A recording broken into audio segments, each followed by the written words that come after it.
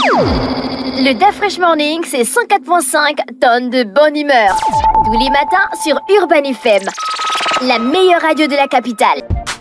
Vous êtes sur les 104.5 Urban FM, la station urbaine, et vous écoutez le Da Fresh Morning. Dans le studio, on a Dina Kolikusu.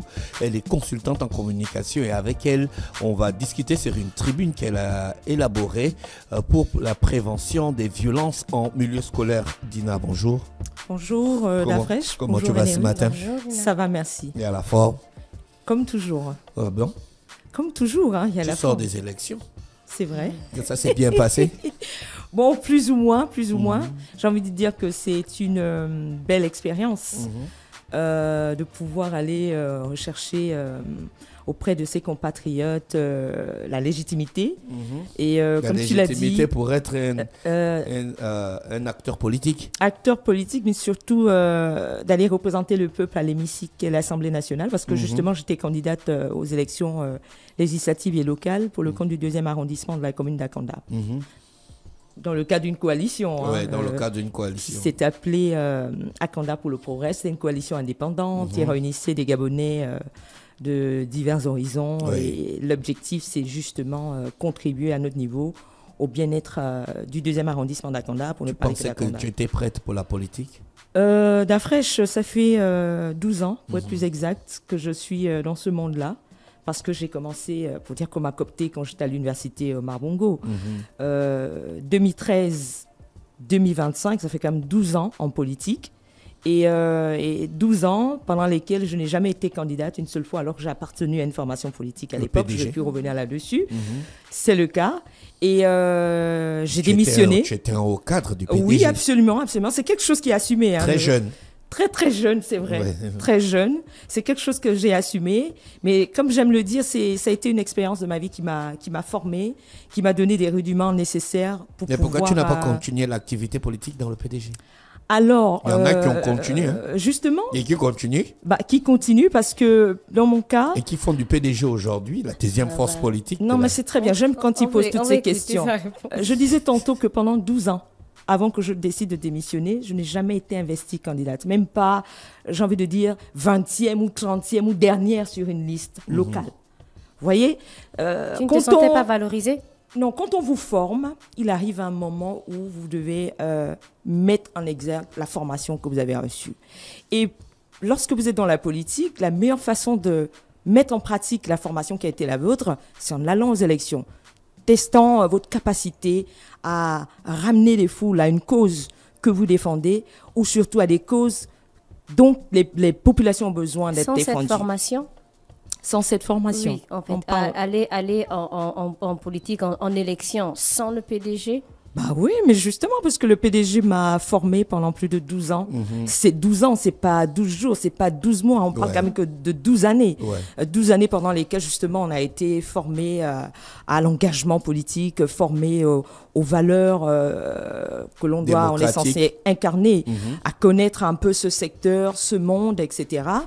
Et il arrive un moment dans sa vie où on se dit, bon, c'est peut-être le moment de se lancer. Et là, tu es parti sur le terrain. C'était comment le terrain? Il y a une expression qui dit si c'est le terrain commande la manœuvre ou la manœuvre commande le terrain. C'est exactement ça. Et c'est quoi l'expression juste? Le terrain commande la manœuvre. C'est bien ça. Oui, c'est le terrain qui commande la manœuvre. Donc effectivement, c'est quelque chose que je souhaite aux gens de vivre. Hein. Et j'ai envie même de te dire, Da Fresh, qu'en réalité, à cause de cette expérience, donc la dernière élection législative, je pense devoir me préparer pour les 5 prochaines années à revenir. Ça m'a motivé, ça m'a boosté. Vous savez, quand vous partez à une élection, c'est votre première élection, vous allez en tant qu'indépendante, et pour un premier essai, vous arrivez à avoir plus de 700 voix. Ça veut dire que 700 Gabonais... Vous avez convaincu 700 personnes. Se sont levés et ont décidé d'aller voter pour vous parce qu'ils ont cru au message que vous avez porté. Ça vous encourage à continuer. Et donc, c'est pour toutes ces personnes-là que l'on souhaite continuer. Et dans cet élan social, dans cet élan citoyen, vous avez fait une tribune, je ne sais pas si tu as fait ça seul ou bien avec une autre personne, tu as fait une tribune sur... tu as fait une réflexion sur la problématique des violences scolaires. Oui, parce que Pourquoi tu as porté ta réflexion sur cette question? Déjà dire que pendant la campagne qui vient de s'achever, j'ai défendu avec mon suppléant 7 combats phares. Et parmi les 7 combats phares, il y avait la question des violences en milieu scolaire, qui pour nous est un sujet majeur, qui n'a pas suffisamment été traité pour que des solutions concrètes et que des décisions pragmatiques soient finalement prises par les plus hautes autorités. Et donc, comme je le disais, parmi les 7 combats phares, on avait la question des violences en milieu scolaire. Et donc, nous, le projet que nous portions à l'époque, c'était de arriver à l'Assemblée nationale, bien entendu, une proposition de loi contre les violences en milieu scolaire. Parce que nous pensons qu'il faut un cadre juridique spécifique, un cadre juridique dissuasif, mais un cadre juridique clair, qui permet d'établir les responsabilités, mais qui permet surtout de circonscrire. Parce que les gens disent, mais le code pénal est déjà là. Oui, le code pénal pénalise toutes les infractions générales, que ce soit les violences, les harcèlements, les atteintes à l'intégrité, etc. Mais tout ce qui est violation de la loi. Tout ce qui est violation de la loi. Mais pourquoi une loi contre les violences en milieu scolaire serait importante? Parce que l'école est un cadre spécifique. L'école est une institution qui joue un rôle déterminant dans le développement social d'une nation. Et j'ai envie de croire, et je le crois fermement, que lorsque son Excellence, Monsieur le Président de la République, parle de bâtir un édifice nouveau pour un essor vers la félicité, ou pour notre essor vers la félicité, c'est d'abord pour ces générations futures, en fait. Bien sûr. En réalité, c'est le Gabon de demain qu'on veut bâtir. Et j'ai envie de croire qu'on ne peut pas, dans ces conditions, laisser la jeunesse dans la situation dans laquelle elle est. La jeunesse gabonaise qui se retrouve dans ces différents établissements, parce qu'on a quand même incarcéré 8 élèves, donc ça veut dire que c'est un indicateur. À mon sens, l'école est un cadre spécifique qui nécessite qu'une loi spécifique soit adaptée aux enfants, aux jeunes, parce qu'il s'agit parfois, dans la plupart des cas, des mineurs. Donc, je ne crois pas qu'il suffit uniquement d'imposer ou d'appliquer le code pénal à ces cas de figure. Vous vous êtes porté seulement sur une loi, ou bien vous avez élaboré toute une réflexion autour de la question origine, effet, conséquences. Très bien, c'est une très bonne question. Effectivement, nous n'avons pas juste voulu élaborer une loi, parce que qui dit loi aussi dit sanctions, etc. Nous avons pensé qu'il y a d'abord la prévention dans tout ça, mais nous avons surtout pensé qu'il fallait d'abord identifier les causes. Et donc les quelques causes que nous avons choisi d'identifier modestement, je vais énumérer pêle-mêle, parce que les causes peuvent être d'ordre social, d'ordre économique, mais pêle-mêle, vous avez la consommation des drogues et des substances illicites. Vous avez la démission parentale. Vous avez parmi les nombreuses causes l'absence de dialogue au sein des communautés scolaires. Vous avez parmi ces nombreuses causes la banalisation de la violence par des médias, et c'est pourquoi je suis là ce matin, et dans les musiques de façon générale, et dans des cadres, des espaces même publics. Parmi les nombreuses causes que nous, on a pu identifier, qui pour nous, à notre sens, est un problème, il y a aussi le manque de repères. D'Afresh, sauf si je me trompe, Urban FM aura 15 ans dans quelques jours, le 7 décembre. Alors, pourquoi l'on n'explique pas aux Gabonais que vous avez un patron d'une radio comme Urban FM, une radio qui a vécu dans le temps et qui continue à vivre, qui continue à, j'ai envie de dire, à susciter auprès des jeunes le sentiment, que l'on le veuille ou pas, ça va peut-être te choquer, mais d'excellence, un sentiment de constance, un sentiment de résilience. En fait, tu es un success story. Mais ça, on ne le dit pas assez aux gens. On a honte de le dire parce que malheureusement, dans notre société, pouvoir reconnaître que quelqu'un a un talent, pouvoir reconnaître que quelqu'un s'inscrit dans le temps, on n'a pas suffisamment mis en avant des personnes qui peuvent être considérées comme des success stories ou bien des repères pour ces jeunes. En avant ces Mais personnes. ce sont les médias. Et c'est pour ça que je suis là. Parce que je crois qu'on a un rôle à jouer. Je crois que nous avons un rôle à jouer. Nous, en tant que personnalité publique, si on peut s'appeler ainsi, de pouvoir rappeler à nos petits frères que l'apologie de la violence qui est faite dans des musiques, parce que dans les propositions que j'ai envie de soumettre à votre attention, je pense qu'il faut qu'on en arrive à L'apologie censurer. de la violence, c'est pas pour rien.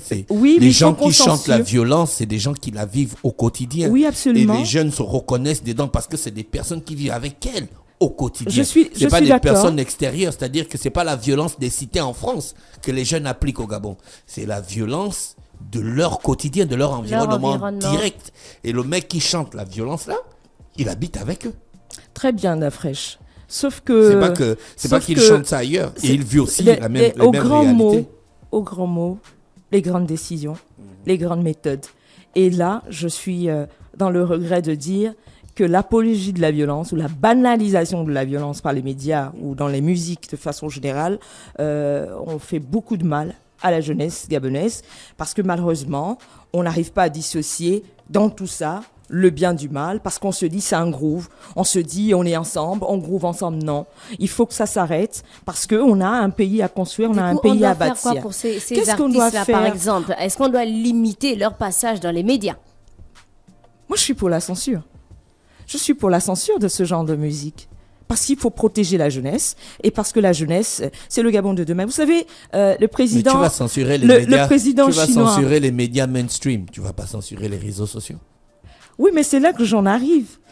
René Ruth parlait tout à l'heure et parlait ce matin, et je suivis avec un intérêt particulier les décisions qui ont été prises par la Chine. Vous savez, la République populaire de Chine, pour moi, est un pays qui m'inspire énormément. La Chine a vraiment une histoire inspirante.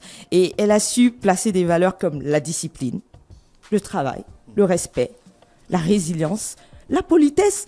Pourquoi? Parce que lorsqu'on a envie d'atteindre un certain objectif de vie pour son pays, il y a des décisions qu'on doit pouvoir être capable de prendre. Et parmi ces décisions, moi, je suis pour la censure d'un certain type de musique. Ou à défaut, si les gens estiment qu'ils doivent continuer à faire de la musique, que leurs textes soient mieux encadrés. C'est important que nous allions dans cette éducation populaire. J'ai vu que récemment, d'ailleurs, le gouvernement a pris la décision de renforcer la direction générale de l'éducation populaire. Si même le gouvernement le décide, c'est parce qu'il y a péril en la demeure.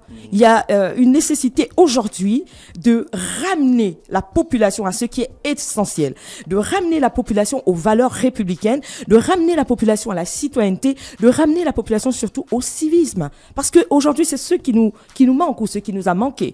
Les gens confondent un peu tout. Et moi, je le dis encore une fois, je suis pour, et je le dirai partout, pour que l'on censure certaines musiques qui ne doivent plus passer dans les médias. Est-ce que tu as déjà vécu dans un quartier populaire? Bien sûr. Est-ce que tu sais pourquoi les jeunes sont assis sur le boutiquier tous les soirs? Fred, tu vas peut-être me le dire. C'est parce que chez eux, c'est pas bien. L'atmosphère n'est pas vivable. Je le comprends, c'est pourquoi c'est un tout. Le manque de communication avec les parents. C'est pourquoi c'est un tout. Donc il va communiquer. J'entends l'oisiveté. Il va communiquer avec. J'entends l'oisiveté dans ce que tu dans ce que tu dénonces. Des fois, c'est même pas l'oisiveté. Oui. Des fois, c'est le fait que à la maison, on ne l'écoute pas. Oui. À la maison, il n'y a pas un environnement, il n'y a pas une atmosphère propice pour qu'il reste là. Il n'y a pas la bouffe. La pauvreté, effectivement, fait partie des causes des violences en milieu scolaire. Il n'y a pas l'Internet. Donc, il y a un gars du quartier qui a sûrement une connexion Internet, accessible où tout le monde va se regrouper là-bas. Oui, où il va y aller. S'il y a une problématique qu'il trouve dans Internet, il n'y a personne pour lui donner des explications claires et nettes ou bien de discuter du sujet avec lui à la maison. Justement, Moi, je te parle en tant que père. Que je comprends parfaitement. Quand je vis ça avec mes enfants, je me demande, mais les enfants des autres, ils font comment en fait? S'ils n'ont pas un père comme moi. C'est pour ça que la démission parentale, et là on pointait du doigt la question de la démission parentale, et là je disais d'Afresh. Donc il y a aussi la précarité. Que dans les mesures. Il y a la précarité. Il y a des gens qui ne. Mais je suis la première à le reconnaître. Après, c'est pas parce qu'il y a la précarité qu'on devient violent. Il y a la reproduction de ce que tu vis au quotidien. Oui. Si tu vis dans un environnement violent, ton seul langage, de reproduire ton seul langage, ce sera la violence. Mais c'est pour ça le manque de repères et etc. a tout son sens. Et je disais tantôt que la question de la précarité, parler de la pauvreté de façon générale, est un véritable souci. Il fait partie même des causes des violences en milieu scolaire. Mais comme l'a dit René tout à l'heure, Dafresh, est-ce que c'est parce que je n'ai pas à manger chez moi que je dois me transformer à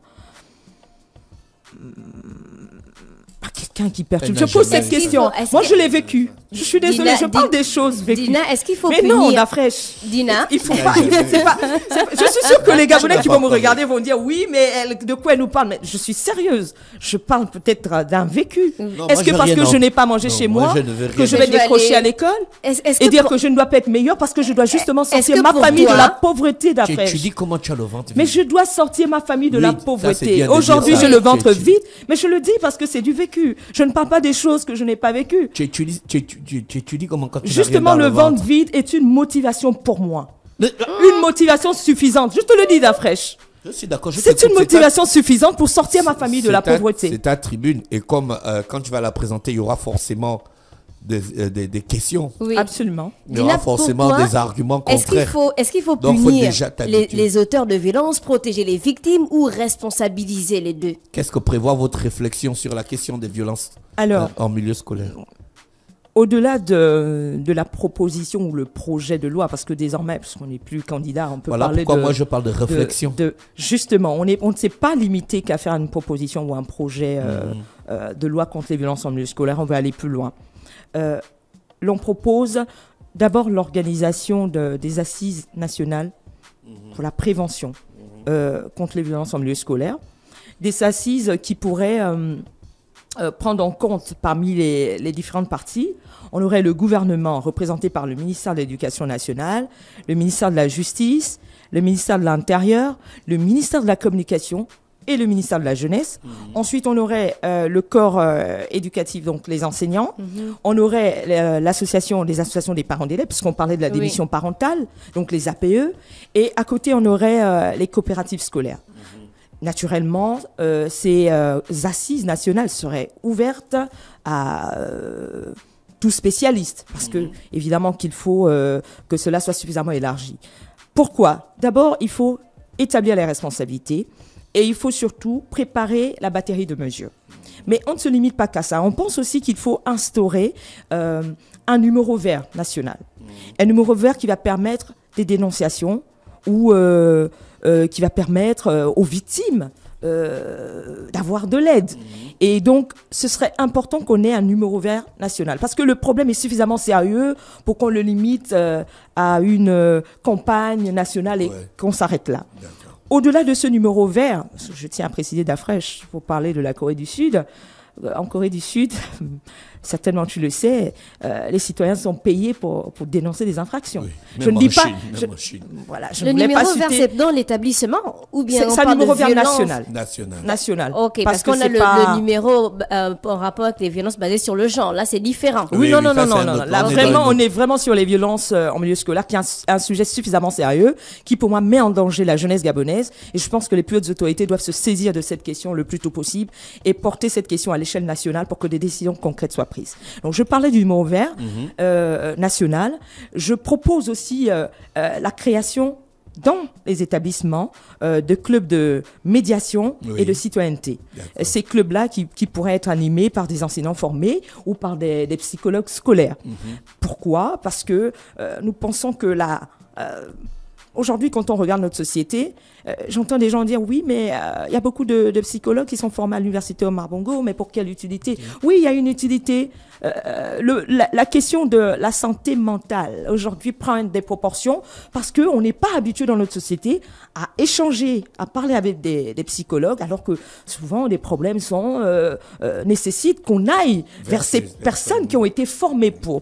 Mais comme on n'a pas inculqué dans la conscience des gens cette façon de faire, quand on dit psychologue, on a envie de demander mais il sert à quoi? Mais non, il sert à tout ça et ça permet de pallier un certain nombre de choses. Si vous avez quelqu'un avec qui parler, si vous avez quelqu'un avec qui échanger, si vous avez quelqu'un qui peut vous écouter, ça fait toujours beaucoup de bien et ça change.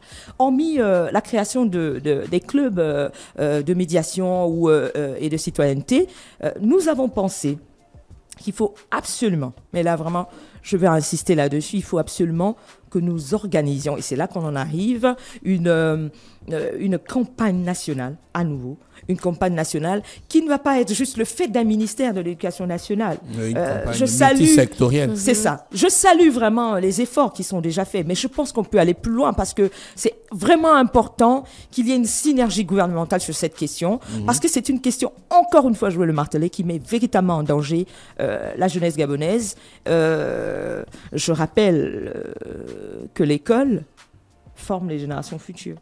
Et une fois de plus, le Gabon que l'on veut construire, il faut mettre l'homme et des jeunes au cœur de tout ça. Et ça déjà commence discuté avec des enfants violents? Est-ce que j'ai déjà discuté avec des enfants violents? Oui. Moi-même, j'en ai eu dans ma famille, pour être plus précise. Je n'ai pas juste fait que discuter, c'est un vécu. J'en parle parce que c'est un vécu. J'en parle parce que je pense qu'on a trop négligé cette question. Elle est en train de prendre des proportions. Vous savez, dans d'autres pays, des jeunes, il arrive que des jeunes viennent à l'école avec des armes et commettent l'irréparable.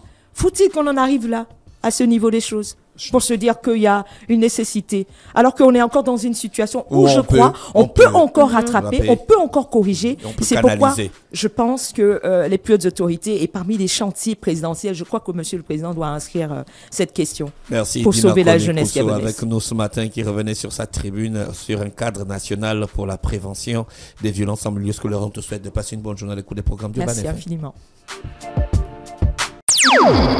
Le DaFresh Morning, c'est 104.5 tonnes de bonne humeur. Tous les matins sur Urban FM, la meilleure radio de la capitale.